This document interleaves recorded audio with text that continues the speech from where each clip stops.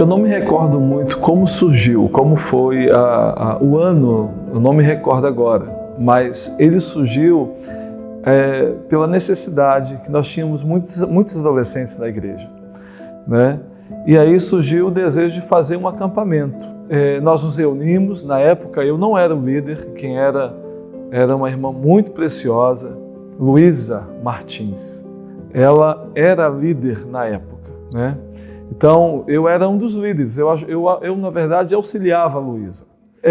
Nós então conversávamos, nós reunimos, né, fizemos diversas reuniões até chegar ao nome do acampamento, AMA. E aí o primeiro AMA foi aqui em Tinguá, né? Foi em Tinguá, nós fomos para lá com um ônibus, se eu não me engano. Foi uma sexta, sábado e um domingo, né? Esse foi o primeiro AMA. A Luísa, ela ficou, na verdade, ela liderou o primeiro, o segundo, até o terceiro AMA. Então, eu comecei no Metamorfose, né? Metamorfose foi o quarto AMA, né? A blusa era até uma borboleta, né? Tinha várias cores. E aí, nesse Metamorfose foi em Itaipuaçu, mas nós fizemos o AMA lá por 2 vezes. Nós fizemos, na verdade, o terceiro e o quarto AMA lá. O AMA, quando era lançado, de cara nós enchíamos logo um ônibus, né? Depois do quinto AMA foi assim. E realmente era uma empolgação muito grande, né? Nós tínhamos muitas regras, né? E nós tínhamos um grupo muito grande de facilitadores. Então, nós tínhamos aproximadamente, por volta dos seus 50, um pouco mais facilitadores. Nós tínhamos muitos rádios de comunicação, muitos mesmo, né? E eu fazia, né, um manual de sobrevivência desse facilitador, porque para estar com adolescente ele tem que ter um manual para sobreviver durante aquele tempo, porque os nossos AMAs, ele deixou de ser sexta, sábado e domingo para ser quarta, quinta, sexta, sábado e domingo. Então eram 5 dias de AMA. E nós fazíamos questão de sair bem cedo, justamente para aproveitar o máximo mesmo que nós pudéssemos aproveitar. O AMA funcionava da seguinte forma, né? As ministrações eram mais de 8 ministrações da palavra, né? Um tempo de quebrantamento, de louvor, tudo pelo nosso pessoal. Nós tínhamos, né, o Ministério de Louvor e a grande verdade é que eram os melhores. Eles tocavam com excelência. Guitarrista, baterista, tecladista, todos eles tocavam com muita excelência mesmo, né? E eles ficavam responsáveis pelo louvor do AMA durante todo esse período, né? E nós tínhamos toda uma estrutura, nós não saímos de qualquer jeito, era toda uma estrutura montada, né? Onde nós tínhamos setores, né, que funcionavam assim perfeitamente bem, né?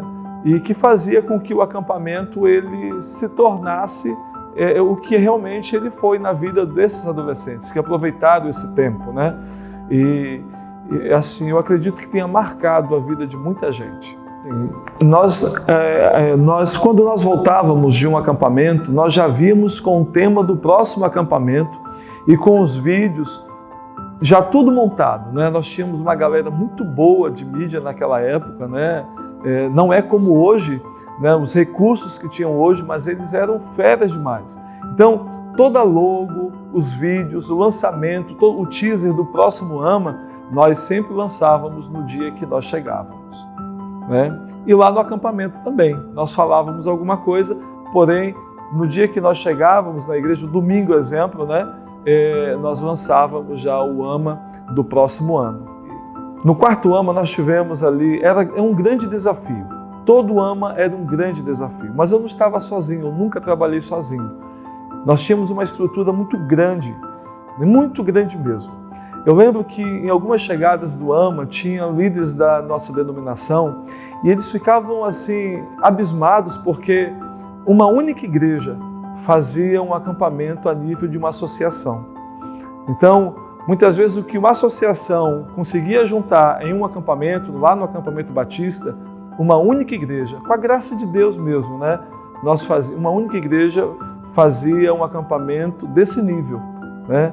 Então, com uma estrutura realmente muito boa, sempre tivemos assim um apoio muito grande da igreja por parte do pastor Edmilson, da pastora Cláudia também, né? E sempre muitos facilitadores.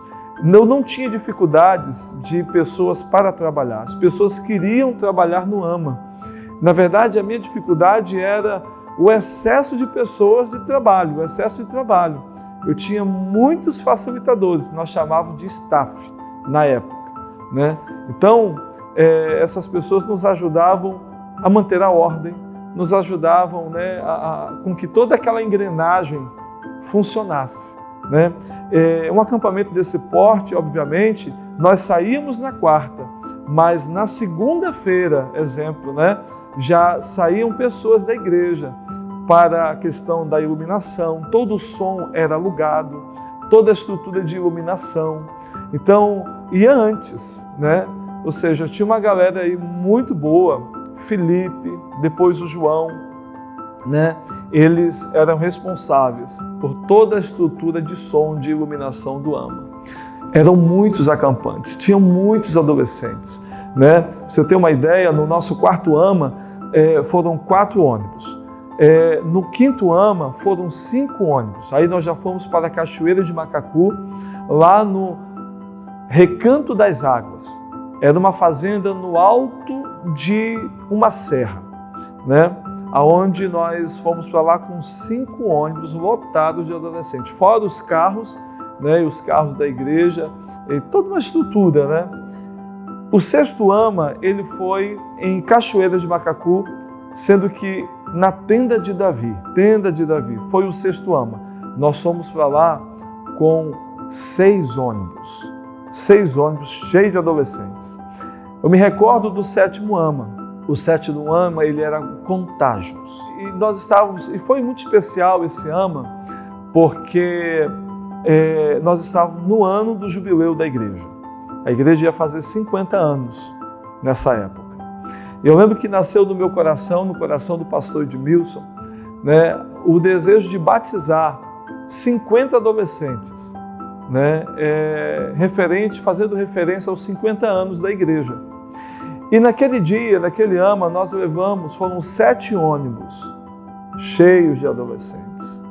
E naquele ano nós tivemos muitas decisões, nós tivemos mais de 80 decisões ali, entre reconciliações e decisões. E nós retornamos daquele AMA, né? E muitos desses adolescentes, mais de 60 desses que decidiram, foram para a classe de batismo. Nós não batizamos de qualquer jeito, né? Eles foram para a classe de batismo, ficaram 2 meses aproximadamente na classe de batismo e depois nós batizamos, fizemos um batismo de 51 adolescentes. De 60 e poucos que estavam na classe de batismo, nós batizamos 51 no jubileu da igreja. Eu me recordo que para esse batismo nós não fizemos no templo, nós fizemos no Nova Grécia, né? Porque na verdade seria difícil colocar, pensa a família de 51 adolescentes prestigiando família, amigos dentro do templo, seria realmente muito difícil para nós ali. Então nós pensamos em fazer em um lugar amplo, né? Ou seja, fizemos lá no Nova Grécia. Então, nós batizamos esses 51 adolescentes e fizemos um grande churrasco. Foi uma grande festa, né? Lotou a quadra do Nova Grécia, lotou aquela escola. Foi um tempo assim muito gostoso, de muita alegria para nós, né? Onde aqueles 51 adolescentes desceram as águas. Quando você pensa em um acampamento como esse, né, onde 7 ônibus, é muita gente, né? Então, a gente está falando aí de quase 300 pessoas e teve acampamentos que nós levamos mais de 300 pessoas. Esses adolescentes, que quando eles chegavam ali na igreja, ninguém ficava perdido. Todos eles, né, era tudo muito organizado. Isso ficava na responsabilidade da Ruth Porto. Ela organizava todas as pessoas, inclusive todos os líderes também, dentro dos ônibus. Cada adolescente recebia o crachá. ele tinha recebido um cartão, onde tinha o nome dele completo, o número do ônibus que ele ia embarcar, o número da poltrona que ele ia sentar, o número do quarto que ele ia se alojar lá no acampamento. Então, agora você imagina, na frente da igreja, a festa que era, né? Era uma empolgação muito grande, porque 7 ônibus parados ali na Joaquim Soares Neto, né? E as pessoas embarcando, as famílias, né? Lá também, se despedindo dos seus filhos. E para nós era uma grande responsabilidade. Era uma grande responsabilidade mesmo. Mas eu louvo a Deus que todas as vezes que nós saímos, né, ali da igreja, nós retornávamos com aqueles adolescentes melhores do que eles saíam. E isso é uma graça de Deus muito grande sobre a nossa vida. Agora, é interessante a questão também da chegada na igreja. A chegada era muito empolgante, por quê? Teve um tempo dos nossos acampamentos que não podia fazer mais dentro do templo. Nós fechávamos a Francisco Xavier, porque os ônibus precisavam ficar lá, né? E nós fechávamos a Joaquim Soares Neto. E então montávamos palanque, alugávamos palanque, som, toda a estrutura também nós alugávamos, assim como alugávamos lá para o acampamento, alugávamos também para a chegada do acampamento, onde as famílias, os pais, os amigos, né, encontravam o pessoal e era aquela festa, né, a chegada, porque eram muitos ônibus, né, e muito barulho também, né, muita animação também. Então, nós dávamos relatórios também de conversões, né, de pedidos de batismo, de reconciliação. Então, foi um tempo assim muito precioso que o Senhor permitiu que nós vivêssemos ali. Né? Você vê, isso dava muito trabalho. Você pensa um adolescente, cada um recebeu um cartão com tudo, ele não ficava perdido. Em nenhum momento ele não ficava perdido. Ele tinha direção naquele cartão e sabia para onde ia, até a poltrona do ônibus. E até o alojamento que ele ia estar lá. A numeração do alojamento, porque eram vários alojamentos. Né? Vários alojamentos. Então, era uma estrutura muito bem organizada. A estrutura era tão legal, também nós começamos fazendo a nossa comida, né? Mas depois a partir do 5º AMA, nós passamos a contratar de fora, né? Onde toda a estrutura de cozinha, café da manhã, almoço e jantar, né, era terceirizado nesses acampamentos. E todos os ônibus que nós alugávamos eram ônibus novos, ônibus de viagem, ônibus de empresa mesmo. Nós não contratávamos de outra forma, né? Então, justamente para a segurança desses adolescentes, nós fechávamos contratos com essa empresa, caso houvesse, porventura, algum acidente, as famílias e os adolescentes não ficavam, por exemplo, sem nada, mas tinham seguro. Cada adolescente tinha um seguro. O AMA, eu tinha uma equipe comigo de líderes fixos, né? E tinha os facilitadores que nos ajudavam nessas saídas, né? Esses líderes fixos, eles na verdade compravam realmente a ideia, compravam mesmo a ideia, né? Nós fazíamos algumas coisas que parecem assim, como que nós vamos fazer isso? Né? Mas o pessoal realmente aplicava a fé mesmo e acreditavam naquilo ali, trabalhavam para que tudo viesse a acontecer. Então, mas começou pequeno, né? Começou assim com muita garra, né? Da Luísa, né? Ou seja, todos nós ali com ela, e foi tomando uma proporção muito grande mesmo. Então, Deus assim nos permitiu viver, né? Muitas coisas lá. Eu estou falando aqui de um acampamento, né? Que realmente ficou conhecido, na verdade, em todo o estado. Essa é a verdade, porque vinham pessoas de vários lugares, né?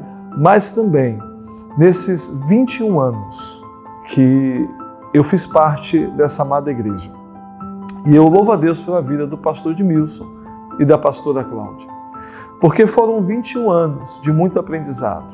Dos 30 anos do seu ministério, eu estive presente 21 anos. E eu pude crescer, eu pude aprender. Ali Deus me forjou muito, né? Não somente em territórios paraenses, mas aqui no Rio de Janeiro. Deus colocou vocês na minha vida. E eu louvo a Deus pelo tempo que eu passei ali. Eu louvo a Deus pela vida dessa amada igreja, que eu tenho assim um carinho muito grande por ela. E louvo a Deus pelo ministério, por esses 30 anos, né? E a oportunidade, né, de estar com vocês durante tanto tempo. Nós estivemos envolvidos em tantas coisas, foram tantas coisas que nós passamos, né? E que eu poderia falar aqui de muitas coisas, mas eu quero louvar a Deus pela vida do pastor Edmilson, pastor e pastora Cláudia. Que o Senhor abençoe muitíssimamente vocês. Vocês estão completando 30 anos de ministério aí em Nova América, mas esperem de Deus, né, viver coisas ainda que vocês não viveram. Vocês podem esperar da parte de Deus viver coisas ainda maiores do que vocês não viveram ainda nesses 30 anos. E o meu desejo é que Deus abençoe muitíssimamente vocês, que o favor de Deus alcance vocês cada vez mais, que vocês sejam cheios de Deus cada vez mais e continue sendo bênção, assim como foi na minha vida, para o meu crescimento, né, para a minha família, seja também ainda sobre tantas outras pessoas, Que Deus continue abençoando. Parabéns, parabéns por esses 30 anos de ministério pastoral. Que o Senhor continue abençoando vocês cada vez mais. Fica aqui meu forte abraço e um beijo, né, desse filhão, né, de alguém que ama muito vocês. Eu e minha família, nós amamos demais vocês, amamos a sua família, amamos o senhor pastor Edmilson, pastora Cláudia, Emanuele e Isabelle. Amamos vocês.